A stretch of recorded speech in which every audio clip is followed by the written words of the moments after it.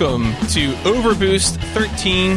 OverBoost is a podcast interview series featuring discussions with speedrunners about their history in speedrunning and gaming and the runs they're passionate about. I am your host, PMC Trilogy, and with me today is DylWingo. How are you doing? I'm doing okay, man. Thanks for having me on here. I'm really appreciative of that. No, I'm delighted. Honestly, I love learning all about speedruns, and so I'm really excited because I think you're the first guest I've had that really gets into what I might call like classic PlayStation speedrunning. And we're going to talk about 3 runs that I feel like are really in like the core of like classic PlayStation 1 and 2 games. But first, I wanted to ask, what was it like? I always like to start with some current event stuff, something that's been going on with you recently. And I noticed that I think you were the person at ESA Summer Online who got a world record live. Is that right? Yeah, that was me. Yeah, because I know we're going to talk about that run later. Generally in terms of the run itself. But going into that event, was that an expected outcome? Like, had there been like tech improvements that made that possible, or was it just sort of I have all the RNG lined up? I honestly I had been grinding. I've been grinding Ratchet and Clank Going Commando since January, and I'm still grinding it now because I might go for a world record in that. But I had submitted to ESA that, and then Harry Potter's kind of an easy game to de-rust because I actually did it for the community marathon we had in June. I didn't think they were going to take it again because it was actually at ESA last summer in person. But when I saw that it got taken again, I was like, oh, I guess I have to practice this a little bit because there's only like a few tricks to the game that you really need to practice. The rest of it's pretty straightforward. But I literally the day of my run, I did like 15 minutes of practice, and then I did one resetless run that was like less than a minute off my PB at the time. And I'm like, okay, I'm good. And then I just wanted like a decent run with no major mistakes, and then that run just kind of just happened. Sometimes that's all you need is, we'll talk about, of course, but it's a run, as you said, that's a lot of straightforward parts, but also some really interesting looking tricks. But I'm curious to ask you about those. But first, let's set the table, set the foundation. Where does gaming start for you? Is it something that you get from family, friends? So the first video game, I actually remember the first video game I ever played. It was Crash Team Racing for the PS1. Growing up, we always had video games in our household, and mainly we were like a PlayStation, Nintendo type family. When I was little, my parents bought the original PlayStation, and we played a lot of that, like Crash Bandicoot, Spyro, Gran Turismo, all that stuff. And then we got the PS2, and that was really cool because that was kind of like my brother and myself's console that we had in our room, so we could play that all the time. And also we played like Jak and Daxter, Ratchet and Clank, Harry Potter, Sly Cooper, all that stuff. And I have been gaming pretty much my whole life. Like, I've played a lot of everything: Sony, PlayStation, Nintendo. In terms of speedrunning, I guess I've always kind of been a person that likes broken games. Like, even as a kid, I remember the early days of YouTube, I'd go on and find like glitch compilations of like Ratchet and Clank or Jak and Daxter, and I would try to like replicate those myself. Was your brother into that too? No, like he actually kind of grew out of video games a lot earlier than me. He grew out of them for a while because he was more into music, and he kind of just did his own thing, and then eventually like he pretty much gave the rights of the PlayStation 2 to me, and pretty much any other console that we got in our household was basically mine that I would ask for like Christmas or my birthday. And yeah, so my brother wasn't really like a gamer as much like as we got older and older, but I continued to just play video games. Now, you said your parents got the PlayStation 1 and I guess the PlayStation 2 for you and your brother. Did your parents do any gaming themselves? My dad gamed a little bit, but not really much. It was pretty short-lived. I'd say probably the biggest gamer in the household was me, and my sister occasionally, but not really. I was the one that was doing most of the gaming, and most of the video games that were being purchased were mine. So now, do you still have? I mean, at this point, do you still have all that stuff? Is that the PlayStation 2 works and all that? I don't have my childhood PS2 anymore. That broke like a long time ago. Like the PS2 I currently use, I got back in 2015. But a lot of the games I have, like most of my games I have are from my childhood. So that's kind of nice. But a lot of the stuff that I used to have in terms of like the consoles and the hardware, I don't have those anymore, unfortunately. So I don't know what happened to them. So no, I mean that's fair. Sometimes, well, you know, wear and tear. That's actually one of the things I'm really happy, you know, as I said, to have a PlayStation speedrunner on. I feel like there is, you know, so often when I look at like speedrunning discussions about hardware, I always feel like it's dominated by people talking about cartridges, and I kind of, you know, my eyes roll back a little bit because I tend to be either PlayStation or PC. And so, you know, and so one of the things I'm kind of a champion for, and I'm bringing this up in way too many of these interviews, but I'm very much concerned about these, you know, these platforms that I love, PlayStation 1, PlayStation 2, etc., that have the optical media, and how, like, I would be curious, you know, I had ended up getting rid of my childhood PS2 back in like 2008 or 9 or something, and then you know, I've been fortunate in that my girlfriend brought a PS2 back into my household, but I also tried to like buy a slim PS2 because I was told, hey, it's fastest load times, right? You know, that's what you want to have, the best stuff. And immediately I had one of those drive cables that came loose and scratched a disc. Oh no. And is that something that has happened to you? I have to imagine with as much PS2 running as you do, that must be a common problem in communities. Yeah, that's a good question. I've actually, like, my current PS, like I have all the region PS2s. Like I have an NTSCU, a PAL, and a Japanese one. Because I actually, so Crash 2, for example, is one of my main speed games, and to speedrun that, it's optimal on PAL. Actually, so we can get to that later. Though, yeah, no, that's all my question, Doc. Don't worry, I know. Yeah. So, I've had like my Japanese PS2. I've actually been collecting Japanese PS2 games and PS1 games since like 2012. Like since I was in like elementary and high school. Like I've always been kind of like a retro gamer at heart. But anyway, out of the 3 PS2s that I've owned, the only one I've really had problems with is my Japanese one. I think. Even when I got it back in 2012, 2011 or whatever, whenever I got it, I remember there was always a sensor problem. So if I like sometimes tapped like the lid of the console, I would hear like a, and then I'd open my console, and then some of my games would have like that giant circle scratch, and I'm like, oh my god. Luckily, any game that's happened to, I have a local game store. I can just get it buffed out with like one of those machines. But yeah, I have had that happen only on the Japanese console. And fortunately, I actually recently got a mod chip for my NTSCU PS2, so now I can play all my Japanese stuff on my NTSC console without having to import another one, because importing Japanese PS2s even today, even back then, was just it's so expensive to get like a PS2 Slim from Japan, especially like a 90K model. Right. Yeah, and I mean that's one of the things I've been the hill that I'm trying to die on is the hill to make it more permissible to obviously always label whatever setup you're using. I don't want to encourage deception, but more hard drive loading. Let's OPL. We can do it. Yeah, actually, funnily enough, the Ratchet community we now allow OPL to be used for speedrunning Rack 2, because Rack 2 is optimal on PlayStation 2. The first edition, the not greatest hits Black Label version, and if you're not in the United States, if you're outside of that, if you're in Europe or Australia or whatever, you're not going to have as easy access to get the disc, especially an NTSC console or a mod chip. So we are allowing OPL now in the Rack community. That's really cool.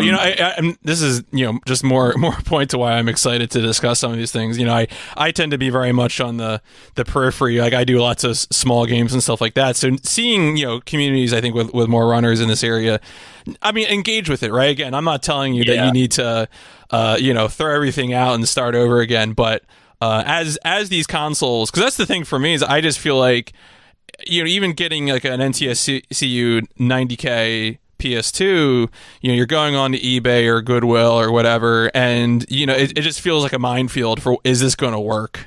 Yeah, absolutely. Yeah, like I was fortunate enough with the 77K for NTSCU console I have right now. I got it in 2015 my local game store, and luckily enough, also my local game store has 1-year warranties on any console. So if it broke within a year, you'd get a replacement for free out, and that was like sick. And I paid I think at the time I paid like $65 for it, which is not bad for an NTSC 77K. That's pretty good. Yeah, I mean, you bring up an argument point, which is also like support your local game stores. Of course, I'm fortunate enough. My local game store runs a speedrun event, which is really fun. Well, it would be even more fun if we weren't living in pandemic 2020, but nevertheless, it's always a good thing to do. I was going to mention actually on the subject of those, you had mentioned going to your store and buffing out the discs to repair them. One thing I recommend for anyone listening is there's a headlight it's like a repair thing for automobile headlights, but it is supposed to be used for DVDs or other things, and so in my case it was Mobile Suit Gundam Journey to Jaburo had been scratched by the PS2, and I was able to get it perfectly back to a working condition. Oh, nice.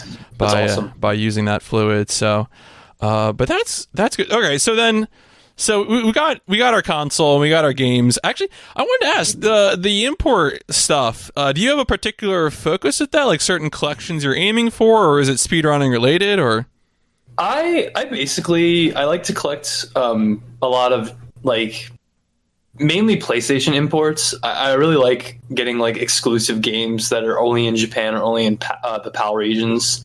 Even like I said, even before speedrunning, I started doing this for both European games and Japanese games. I don't have too big of an import collection.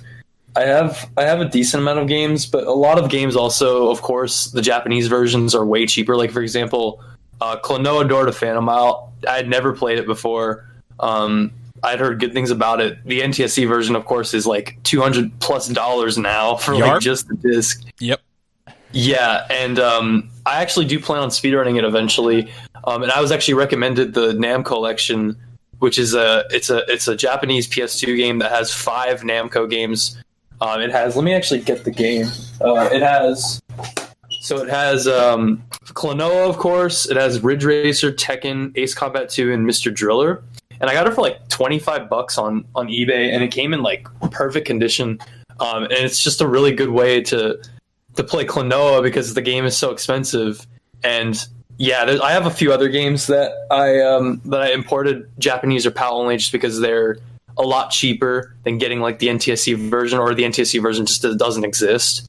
But yeah, I just think that's another good thing about importing games is a lot of again, if the version is expensive in a certain region and it's cheaper in another region, why not just import the other version if you're just going to play the game, you know? Right. Yeah, no, definitely gonna be worthwhile. I can think of more than a few. Right now I'm trying to just buy a hardware Saturn, but even thinking about Saturn games, there's everything to do with the Saturn is just cheaper in Japan. Yeah, that's what I've seen and heard, and the Saturn also has a lot of amazing games in Japanese only too. Right. Yeah. So so I know you already mentioned a little bit that you probably were predisposed towards speedrunning because you had an affinity for glitches and jankiness and things like that. Do you know when you first learned about speedrunning?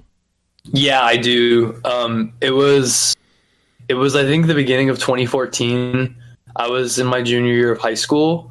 I was also working at a burger place part-time.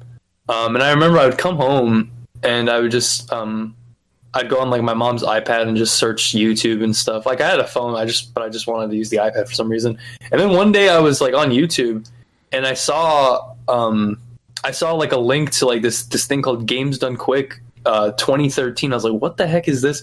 And it was a speedrun for Legend of Zelda: Ocarina of Time, and it was by Narcissa Wright. I'm like, what the heck is a speedrun? And I looked at it and I watched the whole thing. And after I was done, I was like, oh my god, this is insane. Like you can beat this game this quickly. I was so shocked. And then I started looking at more just in quick highlights. I saw the Super Mario World run by Dram and a few other runs. And I was just like, this looks amazing. I got to get in on this. So then I actually finally figured out what Twitch was, and then I saw Narciso streaming. I'm like, oh my god, this is the person that I watched on the video, and I saw Dram and other people, and I was like, oh my god, this is so cool. And I started I created an account, I started following all of them, and I started watching a bunch of speedruns. And then at the same time, I also downloaded like an emulator on the family computer for N64 and Super Nintendo, and I was messing around with like speedrun stuff for both Zelda and Super Mario World. I never really did runs. I was just like, oh, this is so fast, and I was just really happy. I was just experimenting. And then one day I was on Twitch and I was like, oh, you know, I should search some like childhood games of mine. So I searched like Spyro and Ape Escape and Crash, and then I came across this runner's name is SSBM Stuff, for now he's known as Saboom. And I saw he was doing Spyro to 90%. I'm like, oh my god, there's speedruns for PlayStation games also. This is so cool. And that's when I got like really hooked. Like I started following a whole bunch of PlayStation runners. I eventually started chatting in their Twitch chats, and I would ask questions. And then I would, for the next few years, I would basically just be a lurker / I was also somebody that had interest in speedrunning. I just never got around to it. I was always just mess around with stuff like offline and just, you know, tinker with things. And then finally in 2017, I don't know why, I'd just been held back for so long. Finally in 2017, I just told myself, like, I'm going to speedrun. Screw it. Like, I'm going to speedrun. I'm going to join the community. I want to get good at a game and really just have fun with it. And then I was actually planning on doing Crash 3, but then I don't know why Crash 2, I had the PAL version already because I had imported it a year ago because I liked how the game ran faster on PAL, and I started messing with Crash 2 and I was like, this seems like a fun speedrun. So then I joined Sword of Seals, he used to run Crash 2 a lot back in the day. I joined one of his streams. He was derusting for a marathon. I told him, I was like, hey, you know, I want to run this, but I'm kind of nervous just because, like, I don't want to I don't want to be like super bad and no one like me. Or I was just very like self-conscious. But then he was like, oh no, everybody starts somewhere. I'll link you the Discord. You should join and ask questions. And then I just finally joined the Discord. I started asking questions and I started doing runs, and look where we are today. So, you know, I mean, that's good advice about something too. I think one thing that's maybe worth stressing from that story is that when it comes to making that first step into speedrunning, there's nothing wrong with, you know, doing a first run in a popular game. And I think you want to play something that you like, and a lot of people like popular games. That's why they're popular games. Because I know for me, you know, as a counterexample, I was in a similar place where I didn't do runs for a long time, and then I ended up only getting into running on a new game that no one else was running, which was Just Cause 3 in early 2016.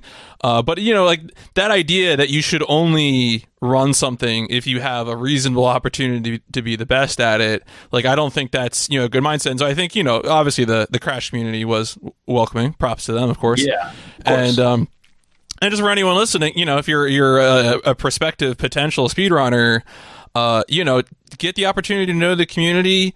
Take it slow, you know, treat it as a process, and you know, I think it will be really, really rewarding. So you said Crash 2, you know, your first speed run. We're going to discuss, you know, one of those Crash 2 runs more. At what point did you? I guess this might be a relevant question to like your current situation, because I think I've seen you tweeting about this. When do you decide to move on to the next game? Like, when do you feel like, all right, it's time for a new game in my repertoire? Oh my god. So this is literally like probably my worst quality as a speedrunner. I'm very indecisive. I'm extremely indecisive. And when it comes to moving on to games, I have a hard time like moving on, because I don't know, I always feel like I can improve it so much, whatever time, whether it's a world record or a top 3 or top 10, whatever time, I always feel like I can improve it a lot more. And I always feel like if there's something in the run that bothers me, I have to beat it again and I have to move on. And I've done this so many times. Like I've said, whether it's Crash or Harry Potter, Ratchet and Clank, I've made tweets. I'm like, oh, you know, the grind's been fun for the past few months, but I think I'm going to move on to something else. And then I spend a week or a few weeks or a few days thinking what I want to do, and then I just end up going back to what I've been playing. It's funny. I'm one of the probably most indecisive speedrunners, and the only reason why I've really taken 3 games seriously is because I can't ever stop playing the games that I've been grinding this whole time. So kind of usually when I end up moving on to something else, it's basically, I usually take like a long break to kind of mentally cool down. And then once I finally come to realization, like, hey, you know, the time is good, I should just move on and not keep going. Then I keep going. Like, I think Ratchet and Clank, because I just started speedrunning this in January of this year.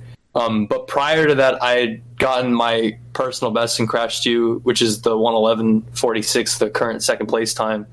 And after I got that time, I got that in early December. I took like a whole month off streaming and speedrunning. I kind of just was messing around with multiple games and seeing what I could get a feel for. And not only that, at that point, I was also very burnt out with Crash 2 just because I've been playing it for so long.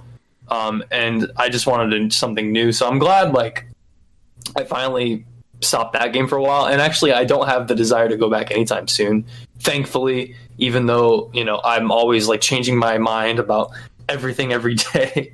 But yeah, I usually just, when it comes to moving on to other games, I have to be for certain, and I usually have to take like a lot of time off to decide like if this is what I really want. So now, I usually one of the sets of questions I do here is to get opinions on sort of favorite and least favorite runs that you've done. Now, I realize that, you know, you tend to sort of, I think, go in pretty deep on the runs that you decide to do. Yeah. So let's get the easy one. Of the runs that you've done, which one is your favorite? I'd probably say Ratchet and Clank All Platinum Bolts. The current run I've been playing since January. I definitely think I think it's the best run I've done so far as a speedrunner because it's a very varied speedrun.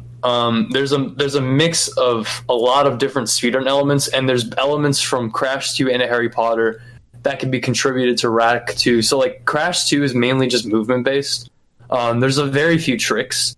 Harry Potter, it's more trick based. There's not really much you can do with the movement. Ratchet and Clank, it's both and more. So I feel like Ratchet and Clank has been nice because it's been a variety of things, as well as, I don't know, I just haven't really gotten like angry or upset at the game because the category is probably the hardest category I've done.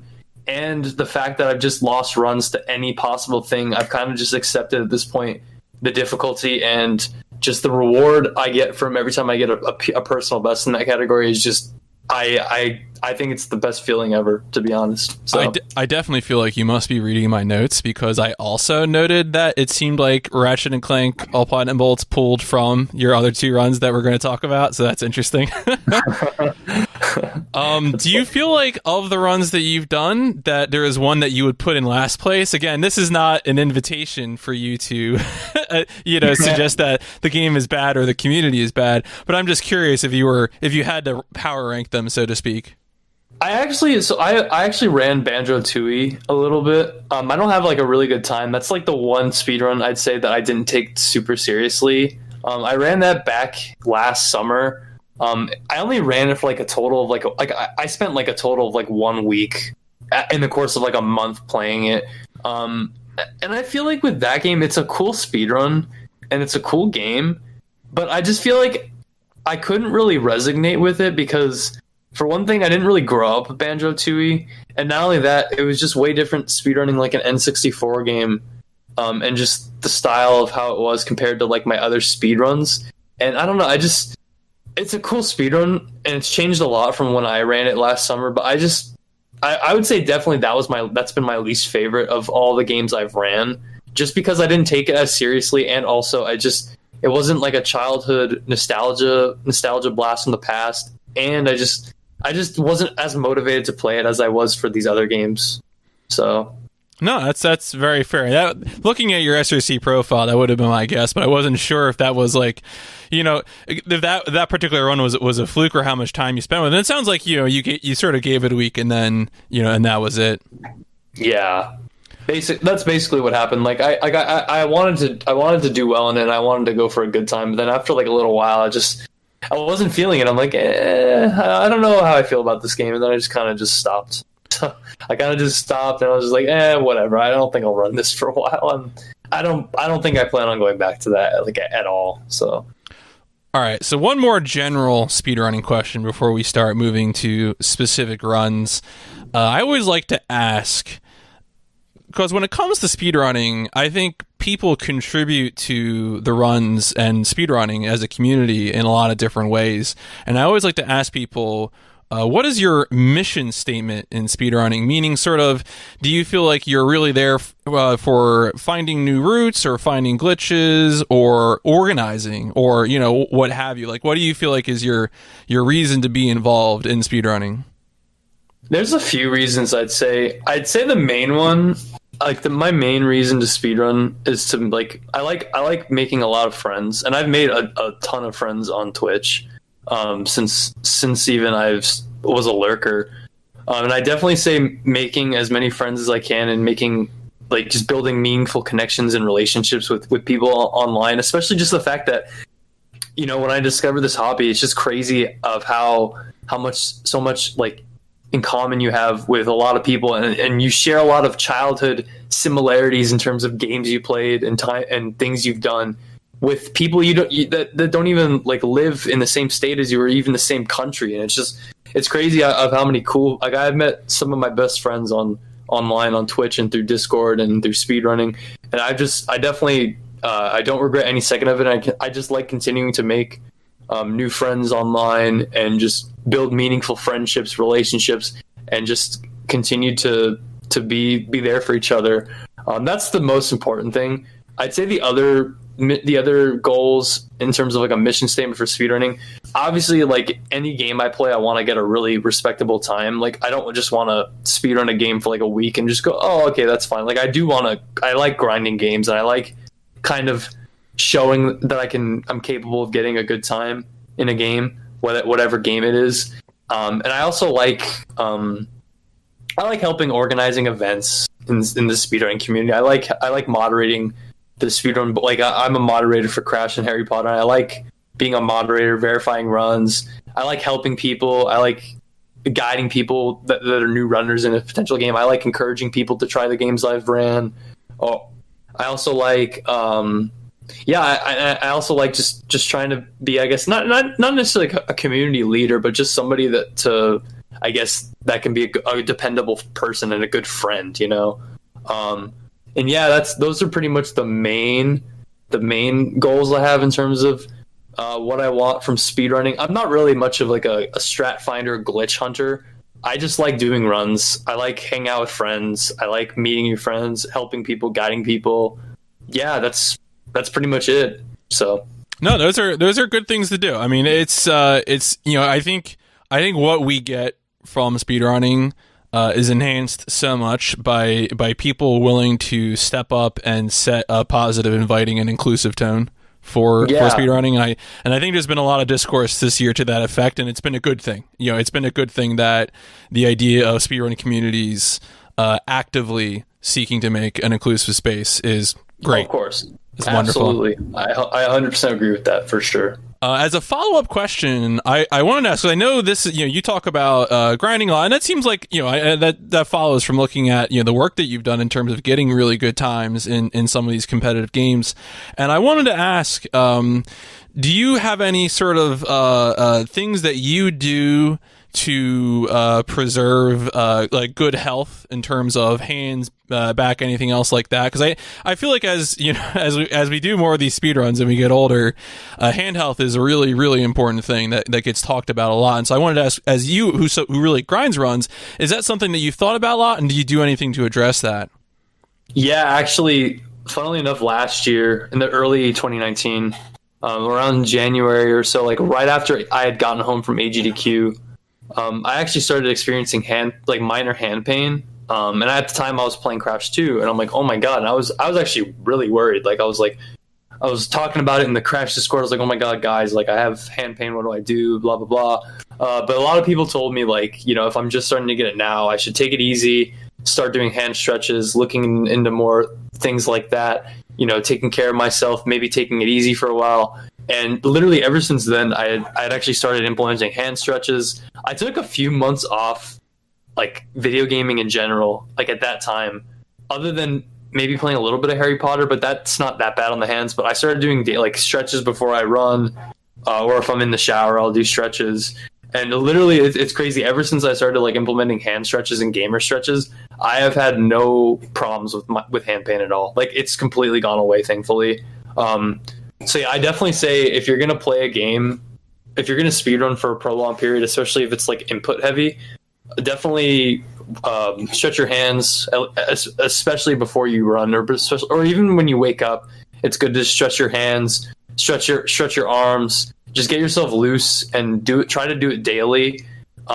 Even days you don't run, just because you want to preserve your dexterity and your flexibleness. Because we've seen a lot of like speedrunners and Smash players quit because they started experiencing hand problems and they didn't, or they've had surgery and stuff. And you really need to take care of yourself, like especially what you're saying, because we're getting older and older every year, and we really don't want to run into problems, especially if you want to keep speedrunning for a long time or be competitive in any way. Go ahead. I was just gonna say, like, I notice that if I don't sleep well, like a certain nights, I don't like to speedrun on those days, just because, or even practice, just because I feel like when I'm sleep deprived, I get more angry and more tilted. So I like to, and that doesn't happen too much, but if I am planning on streaming or doing runs, but I don't sleep well, unless it's like a marathon run, I usually just stay away, just because I'll probably get angry or more tilted, and it's really just good to get proper sleep, eat well, exercise if you can, and yeah. Yeah, no, I think that's right, and I think it's a good mindset for even if someone hasn't maybe experienced any sort of hand pain yet, to remember that when it comes to doing things like exercise or any sort of activity, if you're going into them with pain, that's a warning sign, and it's always you want to take that warning sign seriously, because I think my experience has been I'm probably not quite as grind heavy, but I am 10 years older. So okay. But I've been taking much that same approach, which is to regularly do hand stretches, and to sort of especially double down on it. And anytime I have had depending on the game, and it really I do I have like 25 different games on my SRC page, so it really depends on what game. But the point is, if I am experiencing extra tightness or discomfort, to stretch it out, to rest. And I encourage anyone who's listening, even if you're not speedrunning, if you're just playing WoW or something, I don't know, take it seriously. Absolutely, yeah. It's definitely important. We also need to understand that, like, we're not these invincible machines. Like, we're human beings. Like, we have limits, and you need to properly take care of yourself, whether you're just gaming for fun or whether you're speedrunning, playing anything. You got to take care of yourself properly and just take the precautionary measures to ensure that you'll be good in the long run. Yep. No, absolutely. But let's get into runs now. Here's a question, maybe prefacing. So we're going to be discussing 3 runs in particular: Crash Bandicoot 2, 100%, Harry Potter 1, PS1, specifically PS1, since there are like a million different Harry Potter ones. And yep. And then Ratchet and Clank 2, all platinum bolts. One of the things I wanted to ask, kind of as a preface, grouping these together, I noticed with both Crash Bandicoot 2 and Ratchet and Clank 2 that you only have runs in 100% and all platinum bolts. Do you feel like you have a preference for more completionist categories?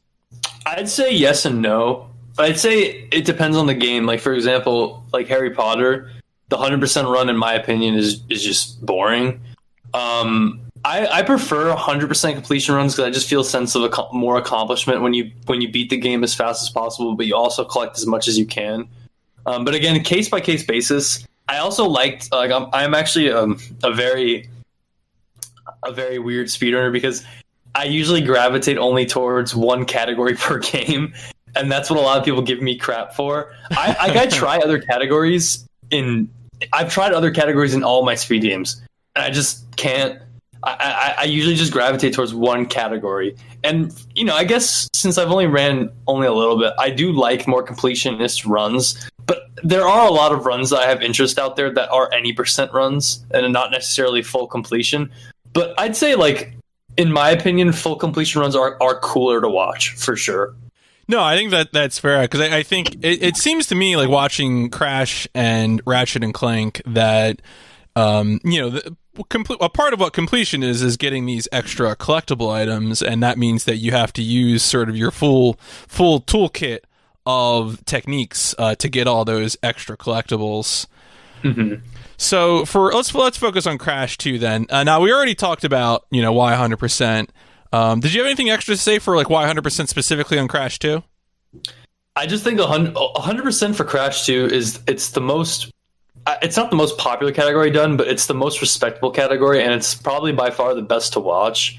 It's a really good length in terms of time, and it's just it's definitely a category that's a lot harder to get into, more challenging. So that's why I don't know why I just gravitated towards the more challenging categories, especially with Crash games.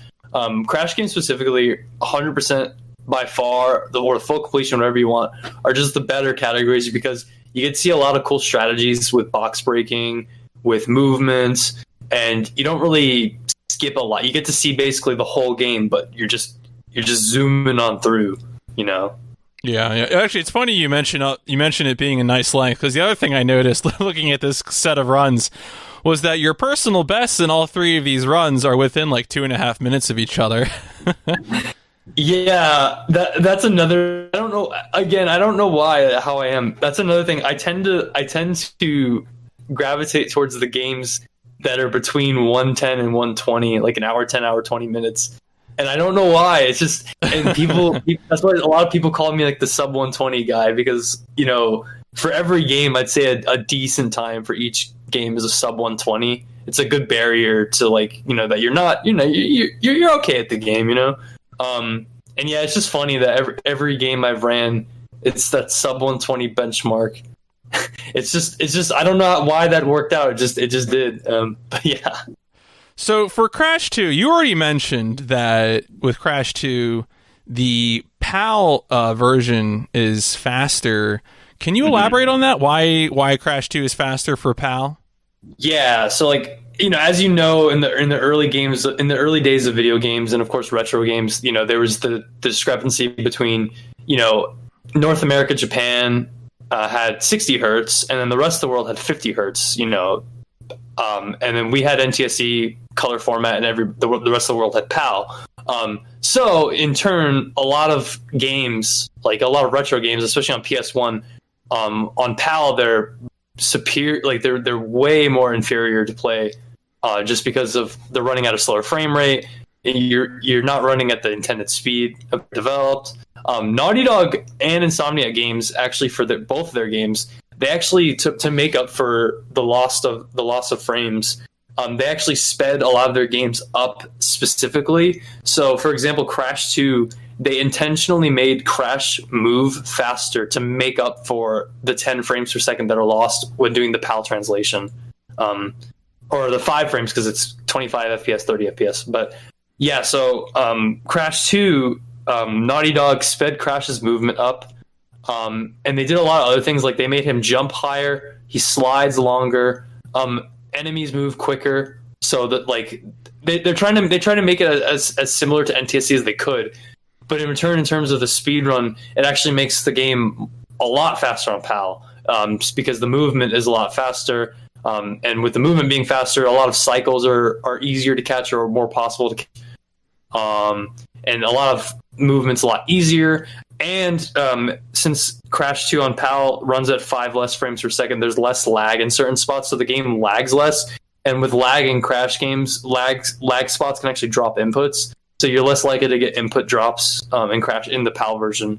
But yeah, so that's pretty much why Crash 2 is faster on PAL. There's other little things I can go into, but then there's some things that are slower on PAL, like certain are slower on PAL just because of the game being sped up. But overall, the game is faster on PAL, and it's a much better experience playing than NTSC. Like NTSC for Crash 2 is horrible. Like you move slower, you get more input drops because of the lag. Some cycles, like I say, are impossible to catch, and the game is just overall not as fun on NTSC. Like after playing PAL for so long, I can't play the NTSC version anymore. I simply just can't.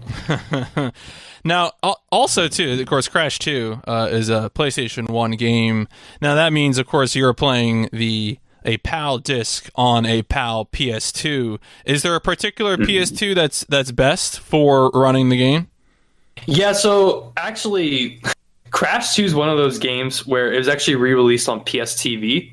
I'm sure you're familiar with the. Oh yes, I cheesed my way to a bunch of Armored Core records this way. Don't worry, I know that story. Yeah. So technically, actually, in terms of optimal version, it's actually technically optimal on PS TV. PS TV, the European PlayStation Store has Crash 2 PAL on the store. You can download it for like I think €6 or €7. You can get a European card from like a website. Yep. So overall, with 100%, PS TV actually saves 30 seconds from the increase in loads. Yeah, it's a lot. But the thing with Crash games and with Crash 2 especially, no one wants to run on PS TV just because of the increase in latency. Because of course PS TV has more input delay. Right.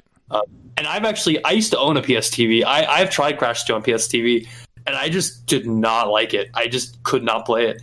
I tried it out. I played with it for like a few hours, and I'm just like, I can't run it on this. Like I can't. I already had a PS2 at the time. So yeah, Crash 2 technically is optimal on PS TV. It saves 30 seconds total in terms of loads, but with the increase in the latency, and it actually is more prone to crash. Like it has random crashes on PS TV for some reason. Yeah, we don't know why. So for those two reasons, we recommend that you just get a PAL PS2. And now that world record and most of the top times, and not all of them, are on PS2. No one's really taken PS2 that seriously to PS TV yet.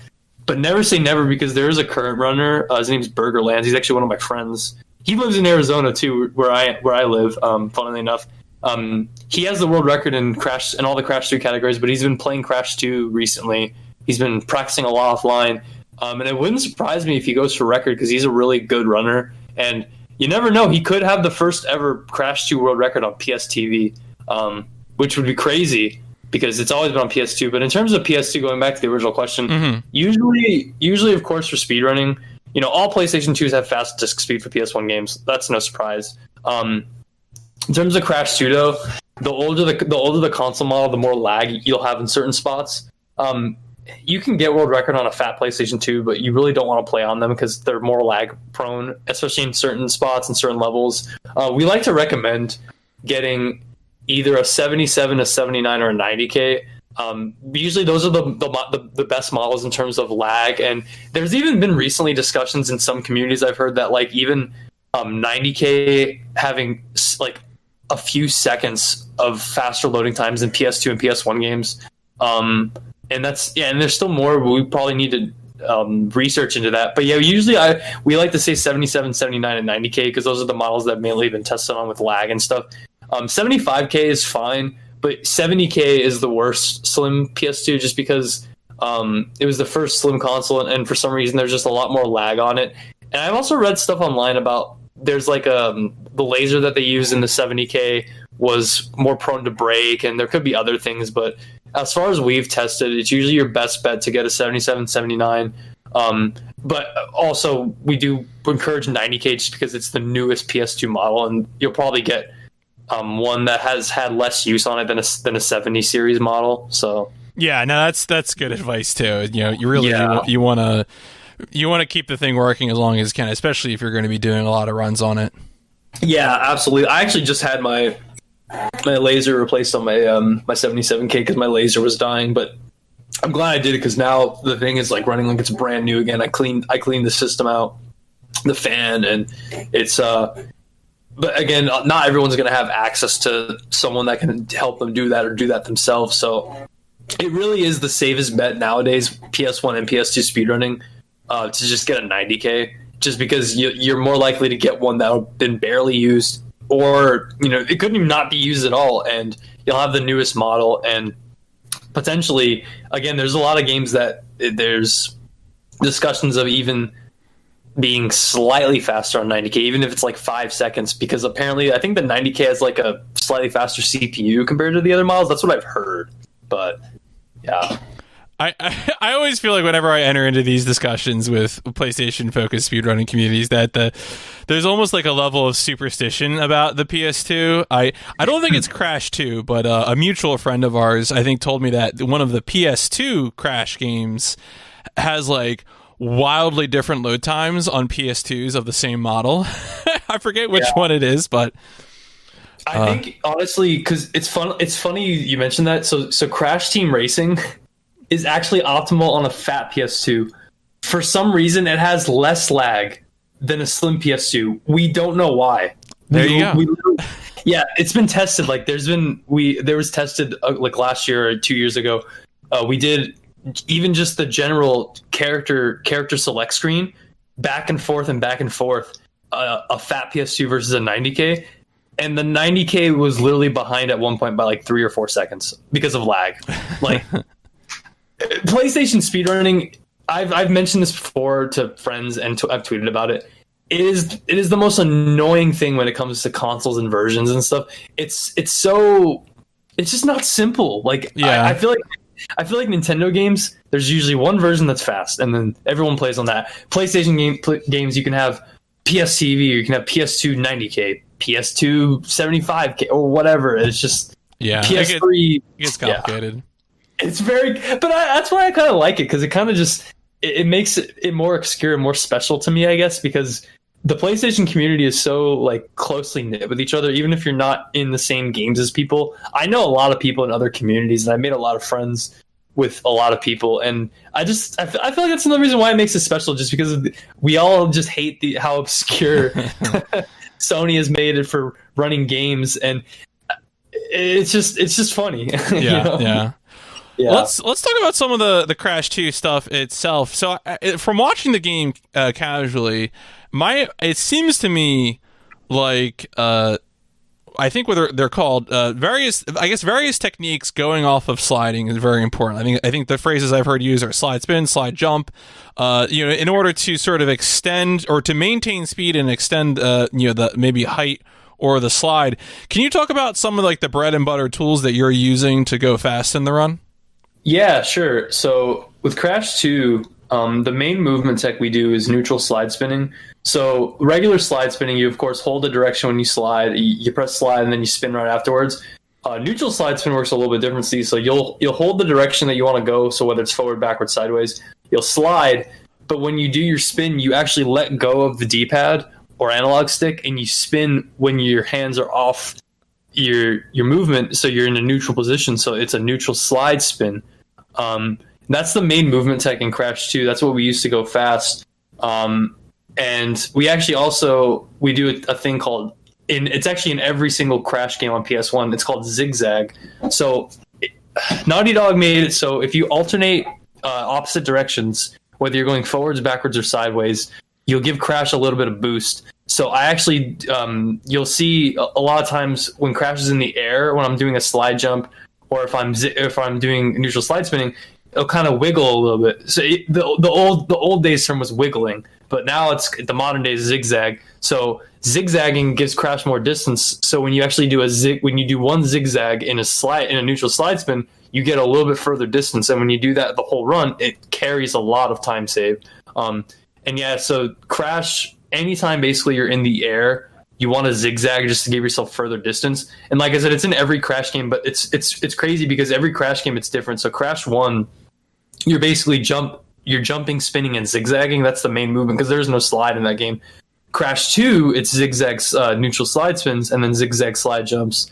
Zigzag, another movement we do is a glitch high jump, where actually if you slide and then you roll your thumb and do X then square, so you jump and you spin, you actually get a higher jump. So a glitch high jump, it's a lot higher in terms of height compared to like a regular jump, and there's no double jump in Crash 2.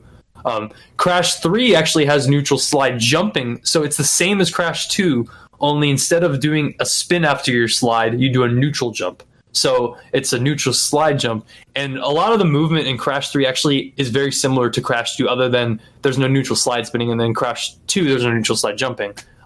So pretty much like a bread and butter movement, if you have a basic grasp of either Crash 2 or Crash 3, your movement and fundamentals will usually carry over to Crash 3 or Crash 2, vice versa.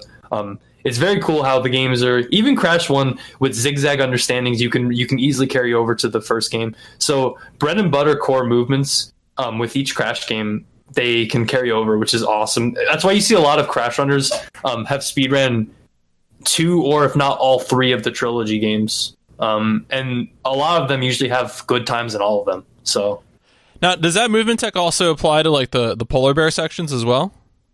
No. So you can zigzag with the polar bear, but it doesn't do anything.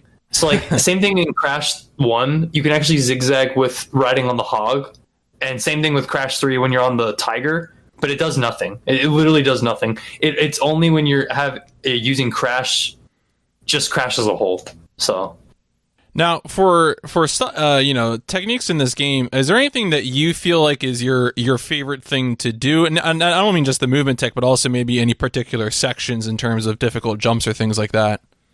Yeah, I'd say my favorite in general movement is just zigzagging, because it's zigzagging is one of the hardest things to grasp in the game. We usually don't recommend, if you're starting off, you don't zigzag your neutral slide spins or your neutral slide jumps, because it's very hard to incorporate it into a slide and then doing more movement afterwards. It's like 6 to 8 inputs a second. It's pretty difficult. But in terms of some things you do have, like for example, in Road to Ruin, which is in Warp 3, kind of like the mid-game section, there's a gem that's on a parallel to in between this gap, and you're actually supposed to get it through a death route, but you can do an extended slide into a glitch high jump with zigzag, and you can get across the gap, and that's actually something you have to do even if you're a beginner, unless you want to do the death route, but that's something you kind of have to learn. So you kind of have to force yourself to learn zigzag, but you don't have to incorporate it into your base movement until you get better at the game. But I definitely think it's fun, because for one thing, Crash looks funny when he's in the air and he's just wiggling back and forth, and he just looks hilarious. But another thing, you do feel like you go faster, and it is cool. It's very satisfying, especially. I'd say my favorite part of Crash the Run in general is the Ruination Green Gem Path, because you do a lot of zigzag slide jumps, glitch high jumps, neutral slide spins to catch the optimal cycle, and it's just a very satisfying feeling to do that part completely perfect. It's actually one of the first hard things I actually started implementing in runs, is the optimal cycle for that. It was just, once I got in a run, I was like, oh my god, this is great. One thing I wanted to ask about, and I think Road to Ruination, or no, not, it might be Ruination, Road to Ruin, separate levels. Yeah. One of the things, there is, I think I heard you mention this phrase once, which was 3D jumping. It seems like sometimes, especially in levels that are kind of portrayed as side-scrolling levels, or levels where you're going from walking forward and turning a corner to side-scrolling, it seems like sometimes the camera kind of has trouble following Crash, and I have to imagine that's because the runner is doing something to cut a corner to make a faster jump. Now, I think I heard 3D jumping being the term. Is that right? Are you doing something in particular there? Yeah, there are a lot of side-scrolling sections in every Crash game that do have 3D jumps. So there's actually space between the foreground and the background in most cases where Crash can actually jump, out of the 2D range and do a 3D jump. And we actually do use 3D jumping in a lot of places in Crash 2 to get better cycles and to get cycle skips, to stay on track with cycles. And of course, it's really not intended to do it that way, because Naughty Dog wants you to follow the intended path. But in most cases, there's usually space for Crash to do that. And the camera in Crash 2, depending on the movements you do, it can have trouble keeping track of where you're going in the game, specifically when you're going fast. But yeah, that is used in every Crash game. There are some parts of certain levels where there actually are invisible walls where you can't 3D jump, but in most cases, the foreground's perfectly. You're able to move through it and abuse the level and just go fast. Cool. All right, well, we gotta keep moving here. But you said right now you don't really have plans to return, because I think your PB is currently second place, but this is probably staying on the bench for now. Yeah, like my time is still like 2 minutes off the record. The world record is really good, but also the world record holder, Super Boom Fan, he's put so much time into the game, and he's just a step ahead of everybody else. And I don't really feel like I really care to get to that level at least right now. I feel like I worked pretty hard to get to where I am in that game, and I'm pretty happy. Even if people came and beat my time eventually, I feel like I'd be happy with where I'm at for a while. Plus, that game, I invested so much time into it. I'm just not ready to go back anytime soon. Sure. So, all right, yeah. well, let's get over to Harry Potter. Now, this, of course, we were talking about Harry Potter and the Philosopher's Stone, the PlayStation 1 game, not the game on any other console. In this case, what version and what platform are you running on? Yeah, so this game, it's the NTSC version of the game, which is called the Sorcerer's Stone, obviously, because the United States is the only country in existence to change the name to Sorcerer's Stone. Yeah, so I'm running on, and this is actually one of the games that is my childhood copies. This is the game, the disc I run on is from my childhood, so that's kind of cool.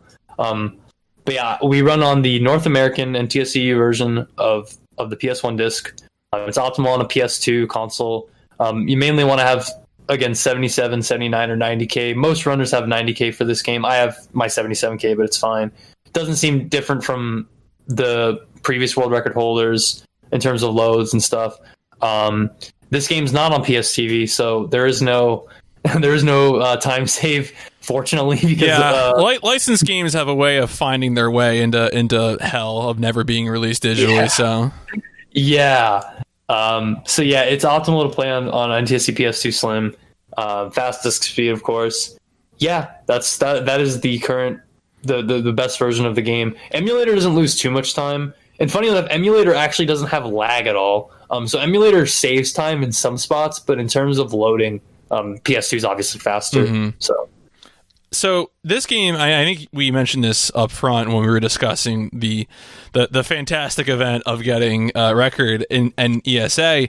But this game has a bunch of what I would call sort of showcase clips. This is a lot of, you have your intended minecart sequence that you're doing, but then also a few times you have these big, show stealing skips that you're doing. Do you have a favorite one of those skips? And maybe you can talk about that one and explain what it is. Yeah, I'd say probably my favorite skip is Fire Seed skip. That's like one of the biggest skips in the game, because for one thing, you have to do it twice. So basically, how it works is in the game itself, when you get to that spot, Hagrid wants you to go fetch fire seeds for him because he needs you. He doesn't tell you why, but he just says he needs to get fire seeds and bring him back to his hut, and then we'll have tea, and then he'll tell you why he wanted you to get them. So until then, you can't move on to the next part of the game because there's a fence that's closed. But there's actually a few years back, way before I started running the game, it was tasked that you can actually get over that fence by doing a whole bunch of out of bounds movements and stuff. And eventually there was an RTA setup found. So basically what you do is you get Harry into a certain corner by the fence, and then you target the first person camera to this black square, this black pixel within like the flat trees, and then you exit out of the camera. You walk inwards into the wall, and you'll see Harry start to walk like into the wall. And then what we can actually do in the game, we can actually pause buffer inputs, 1 frame per input in the game. So if you pause the game and you have to go back to continue. So if you want to pause buffer like an up input, you hold X and you hold up and start.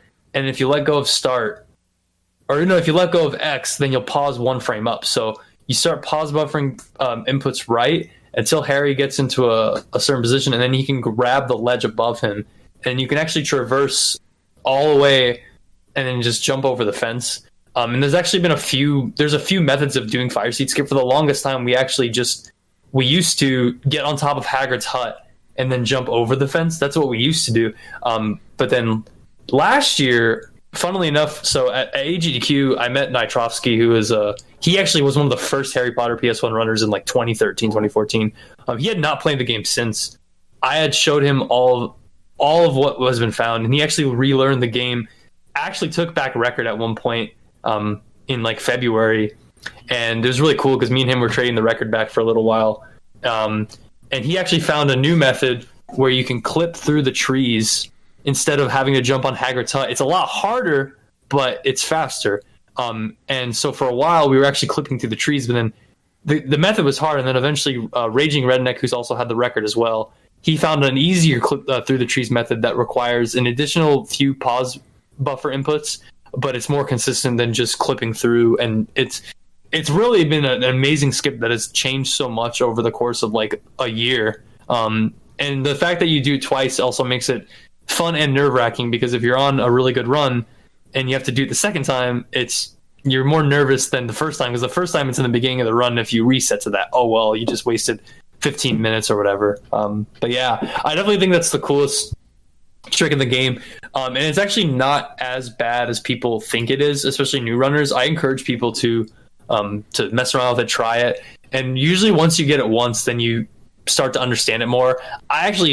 When I first started running this game, I had so much trouble with this trick. I didn't even do it for my first few runs. And then eventually Raging Redneck actually taught me how to do it, because I didn't know how to pause buffer inputs. No one told me how to, but he was like, oh, people are bad at explaining, I'll explain it. And then he told me how to do it, and I got it first try. I was like, oh my God, dude, this is not that hard. And then, so I actually like helping people with that trick, especially new runners, because it can seem like a very mentally daunting trick, but it's really not that bad once you do it a few times. One thing I wanted to echo was that the experience of trading a record back and forth is always so much fun, and really kind of, it has a way of driving down the record time in a game real hard too, and really creating an optimized run is very cool. Yeah, absolutely. Yeah. It was so crazy when Nitroff got the record, because he hadn't had the record since like 2013. And he had it for a few days, and I remember at the time the world record was he had actually gotten the first ever 114. We actually last year we thought 114 was like a super good run, and 113 was like the god run, but there were actually a lot of new strategies, like minor optimizations that were found last year by him and a few other people, that actually drove everybody's sum of best down so much. And there's still new strats being found with that game, which is cool. Yeah, he had gotten the first ever 114, and I remember it was a mid 114. So my record at the time was like a low 115, and then he got a 115. He got his first record was like a 115, and then he had gotten the first ever 114 when it was like a 114.31. And I remember when he got that, I was like, oh my God, this is going to be much harder to beat. And I remember I don't know what happened. I started practicing more, and the next day I did a run and I got a 114.36, which was 5 seconds off the record, but it was so insane. I was like, oh my God, I'm so close. And the run was so bad. Like, it felt worse than my last run. I was like, this is so beatable. And then a few days later, I did runs offline, and then I got, I think it was 114.06. And I remember I popped off so hard. I had put in the Discord, I was like, oh my God, I got it back. It was just crazy. And then, and Nitro eventually stopped running the game. I think he just got bored with it. But then the record stayed like that for a while. And then I think a couple months later, I came back and got the first ever 113. I got a high 113, and then I got a mid 113. And then a few weeks ago, Raging Redneck, who actually had the record when I first started running the game, and when it was like a 116.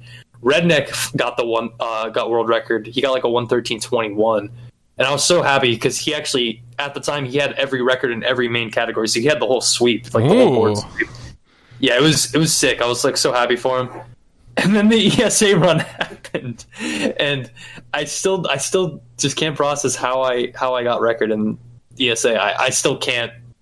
Words can't even describe how funny it was. I think it was more funny, if anything. Right. Now I have to ask, like, you unexpectedly got this record time at ESA, but you also mentioned though that it sounds like everyone's sum of best have been driven down a lot by the continued flow of new optimizations. Do you have any future goals, or do you expect that maybe Raging Redneck will beat this with the first 112?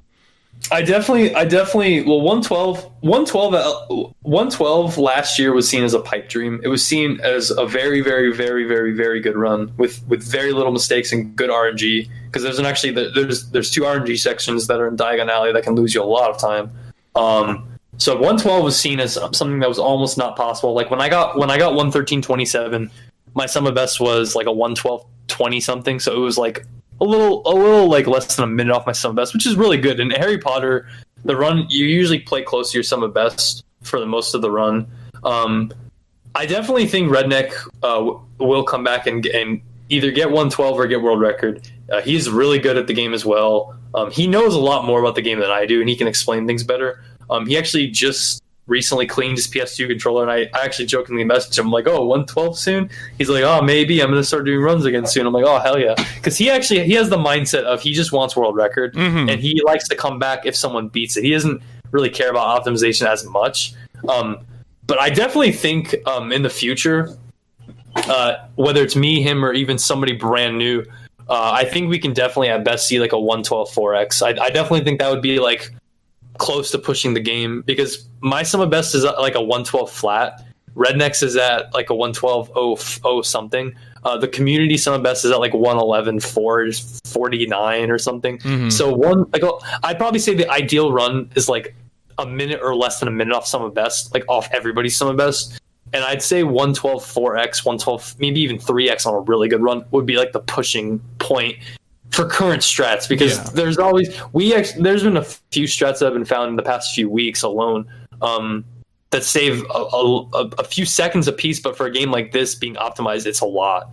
So I definitely think overall, I don't plan on returning to Harry Potter anytime soon. Not to mention that marathon run is so cool to like leave a note on, because like, I got a PB and a world record in a marathon, so I think it's kind of cool to leave it at that for now. I do plan on returning and getting at least a 112, even if it's not record again. I do want to get a 112 because that is going to be the final minute mark for the game. And it's really crazy. When I first started running the game, the world record was a mid 116. The fact that all of us have brought the game down and what's going to be a 112 in the future is just insane. So I really hope Raging Redneck gets a 112 pretty soon. I can definitely see him getting it. He gets very motivated when he doesn't have record in the category. And he's, again, a very good runner. He's very consistent too. So I definitely think he will probably get the first 112, and that is going to be something you can't ever match. So yeah, it's pretty sick.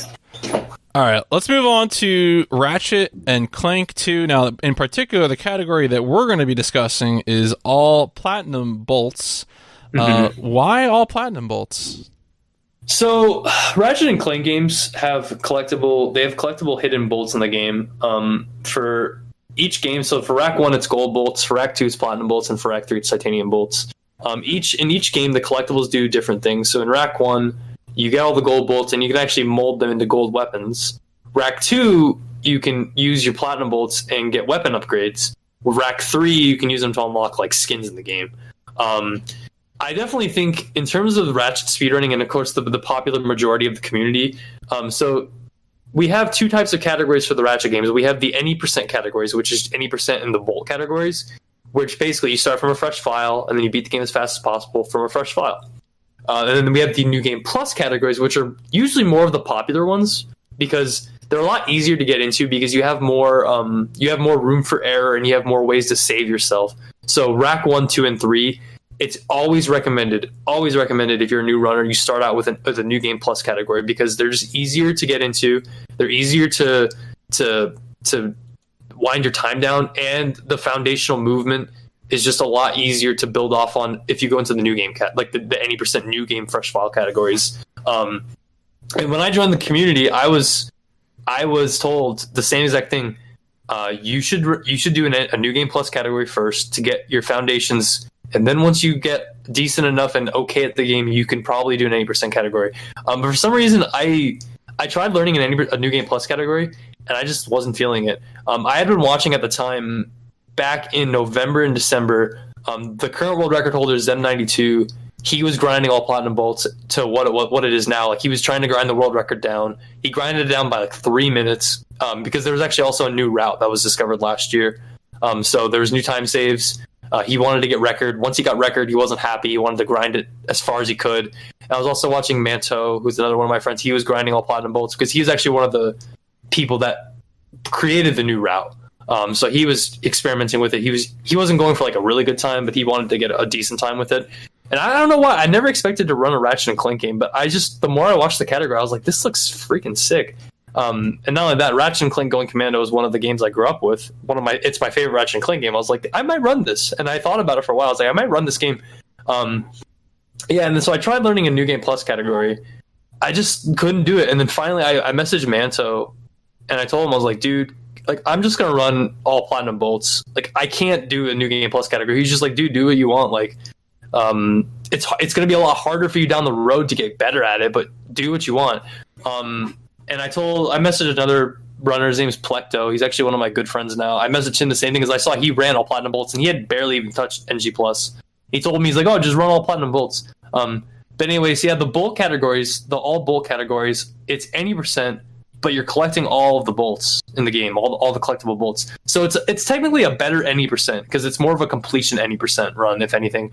And with Rack 2, any percent is actually optimal on PS3, and you actually don't get the charge boots, which the charge boots in Ratchet and Clank, they make you go extremely fast, and you can do movement tech with the charge boots that's just unbelievable.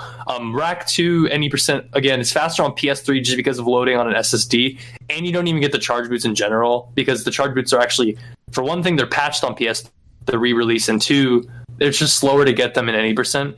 So I definitely think all platinum bolts is the cooler any percent. That's why I started running that instead of, any percent or an NG plus category. So no, that follows. I mean, I think that kind of follows from what you said, but it's also interesting too that, in terms of navigating a community and the different people that you've talked to sort of arrive at this conclusion, but clearly it's worked for you. You put a lot of time into it and got a good time. I do want to ask about movement tech and what helps you go fast. 'Cause I noticed, and I think you kind of said as much in your description of what appealed to you about the some of the movement techniques. So in particular, it seems like one of the movement techniques that you're doing in this is that you're jumping and moving to the side, sort of in mid-air. Now that's your bread and butter movement for just lateral movement, right? The Ratchet and Clank, it's more complicated actually than Crash. There's a lot of movement in Ratchet and Clank. So in terms of all platinum bolts, the game is very gradual. Like the movement gets more and more complex as you play the game. So in Ratchet, that's why I like the category so much. So when you first start out with the game, you start out as only Ratchet because you have to get Clank later on. And when you only have Ratchet, it's actually fast to do forward side flips. We call them macaronis because when you're in air, it looks like Ratchet's like a piece of macaroni. Mm-hmm, yeah. But actually chaining macaronis, you can actually gain a little bit of speed if you time them right. So when you just have Ratchet, that's your basic bread and butter movement. All the Ratchet games is just doing macaronis. When you just have Ratchet, once you get Clank, you have a lot more options. So you have the long jump, which is just forward jumping with the thruster pack. You have high jumps, which is just crouching and then jumping with the thruster pack or the helipack. And you also have midair long jumps, which you can actually buffer a macaroni, and then you actually switch to a long jump. I think it's like a 2-frame window, so it's like you do side flip forward, and then you do a midair long jump. We don't use those that much in Ratchet 1. Those are more used in Ratchet. They're more used in Ratchet 1. We only do them a little bit in Ratchet 2. And then there's also before you get charge boots, we do a thing called pack switching, where if you actually do a forward long jump with a thruster pack and switch to the helipack, and then at a certain frame window, you do a long jump out of it, you'll get more distance. We do pack switches a few times in all platinum bolts. It's like a few frame window. And then there's also, you can also do macaronis with the helipack and thruster pack. It's fast to do that. And then there's another thing called neutral cancels, which it's macaronis, but you actually, it's hard to explain, but you gain a lot more speed by canceling the neutral position, because there's actually a lot of neutral tech like in Crash 2, like there is in Ratchet. And once you get the charge boots, there's a lot more you can do with charging and like whip jumps, neutral long jumps, decoy side direction changing long jumps. There's a ton. I would probably be here forever talking about it. It sounds like there's a lot to go into. So okay, so that's like a sort of survey maybe of some of the movement techniques. I also wanted to ask, it seemed like there was a lot of different techniques for going out of bounds. Could you mention some of those quickly?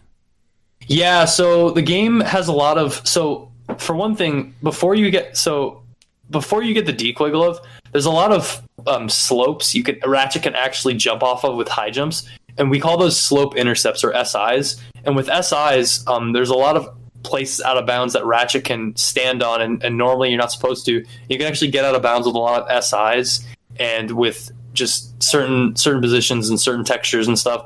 But another thing we do when we get the decoy glove, even before getting the charge boots, the decoy glove is really useful because we actually do decoy clips. Where decoy clips, if you go against most walls and you turn the camera around with the decoy glove and you place a decoy right by Ratchet, between by Ratchet and the wall, it'll actually clip Ratchet out of bounds. So we use the decoy glove with charge boot movement and with clipping out of bounds, and it allows us to death abuse quicker, to get certain bolts easier, to skip parts of the level. It's really, really cool. And decoy clipping and clipping in general is actually in Ratchets 1, 2, and 3. Ratchets 1 and 2, you can clip with the decoy, and then Ratchet 3, you can clip with the mini turret glove. And Ratchet 2 you can too, but it's a lot harder than Ratchet 3. So. Yeah, no, I noticed that it seemed like once you got it, that using the decoy to push yourself out of bounds was a very powerful technique for getting that. Besides, getting up and over surfaces to also go out of bounds. One thing I wanted to highlight, so we're kind of moving towards our conclusion of the interview here a little bit, but I did want to ask, what is the deal with that final boss kill? Oh, okay, that's a good question. That was actually one of the major route changes that happened last year. What originally we used to do, we actually pick up this gun called the Sheepinator. And we actually use the Sheepinator on the boss on Snivlack, because if you actually use the Sheepinator on Snivlack and hit him with the wrench once, you skip a whole 10 to 12 minute fight. It's insane. So what we used to do with the Protopet, we would get him in that same corner and he would infinitely shoot out mini Protopets and just stay there. We actually used to just sheep him with the Sheepinator, and then it would kill him in 3 minutes, which it would skip the Protopet fight without the right weapons. It's hard.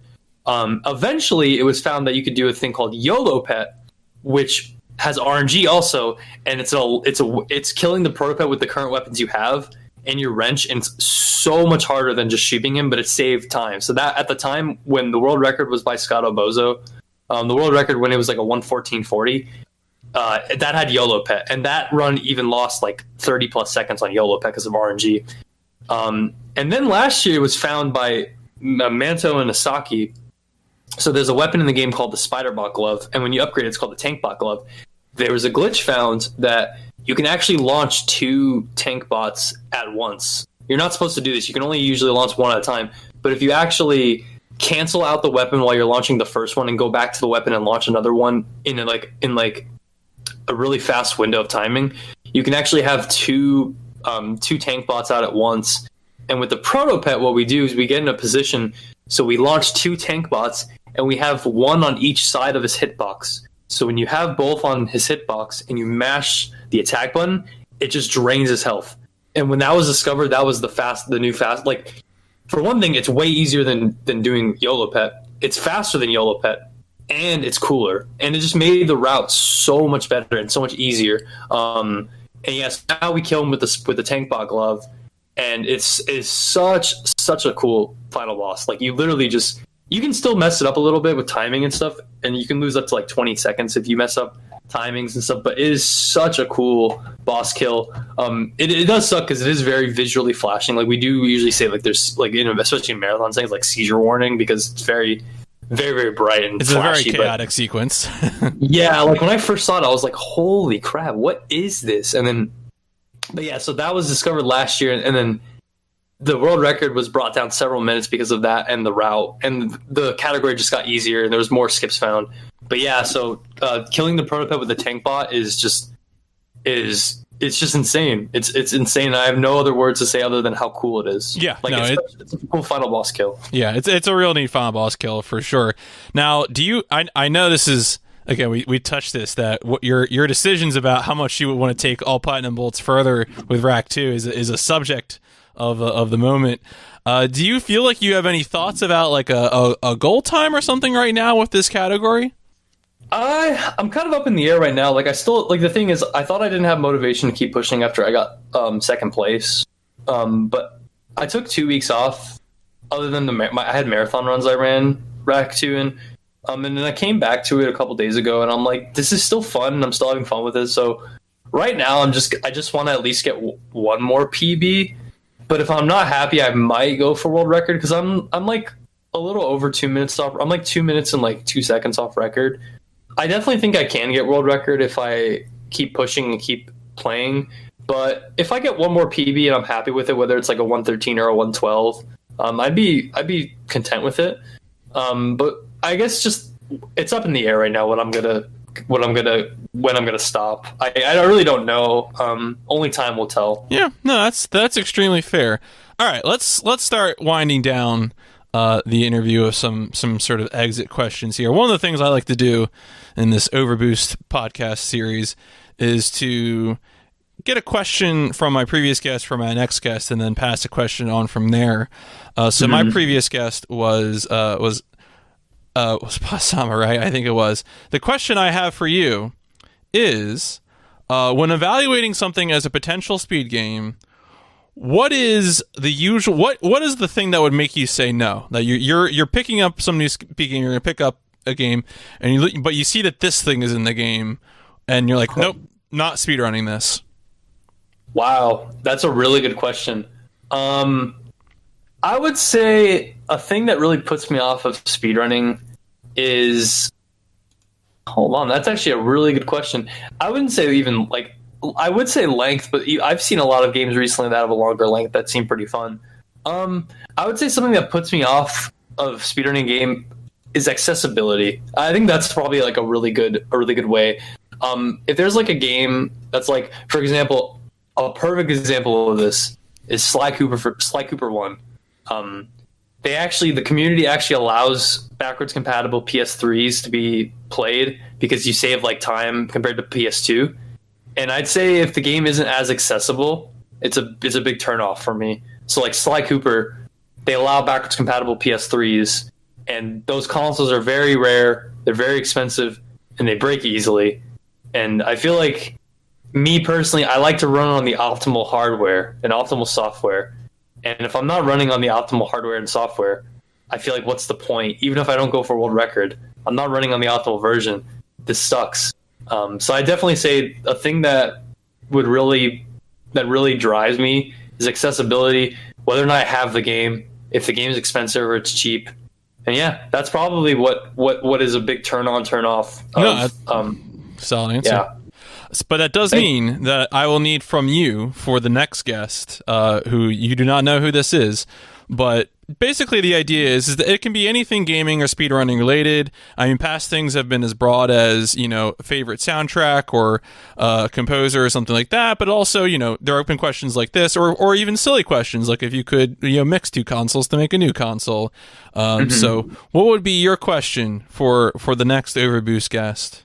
I would probably say if you can relate your life to any speedrun, which would it be, and which category? I think that's a good question. No, that's good. Are there any games coming out soon that you are excited about? It doesn't have to even be a game that you would speedrun. It could be any game. I'd say probably Crash Bandicoot 4 for PS4. I don't think I'm gonna speedrun it. I might, but I'm really excited that there's gonna be a new Crash game because we haven't gotten a new Crash game in like over a decade. I'm really happy for that. I'm very happy to see what kind of growth we're going to get in the Crash speedrunning community because of the new game. I'm really happy that it's going to bring old runners back in and going to bring us all together for a new experience. No, that's really exciting. Yeah, especially as you mentioned, for something that had sort of been away so long, to have that come out, especially after what was it, Insane Trilogy happened, and that seemed like it was received okay. Yeah, that brought in a whole entire new community of runners. Like a lot of my close friends run the Insane Trilogy. So, cool. Well, where can people find you? Where should they look for you? In terms of like where to find me, I mean, I'm streaming on my Twitch a lot. Twitch.tv/DylWingo. I'm on Discord. I'm in all the Discords of games I run. I'm on Twitter @DylWingo. And yeah, if you ever want to speedrun any of the games I run, or if you want to ask questions, or if you just want to be my friend, message me on Twitter or Discord, or pop in my stream. I'm more than happy to make new friends in the community. Awesome. And of course, all of those links, the Twitch link, the Twitter link, and also links to the VODs of the runs that I had studied in preparation for you. Those will all be linked in the podcast description, wherever you're watching.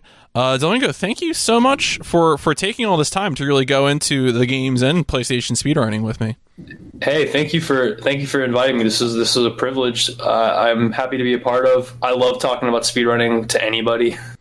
Not even just about the games I run. I love talking about speedrunning and my passion for it, and sharing it with you and everybody else. It's just a pleasure. So thank you for having me on here. I really appreciate it. Glad to have you. But I do need one more thing from you. In order to end the podcast, I'm gonna use like a catchphrase, like let's boost on out of here. And then once I say that, I need you to do like your best rocket booster engine noise. All right, I'll try. It's good. Okay, folks, thank you so much for listening. Let's boost on out of here.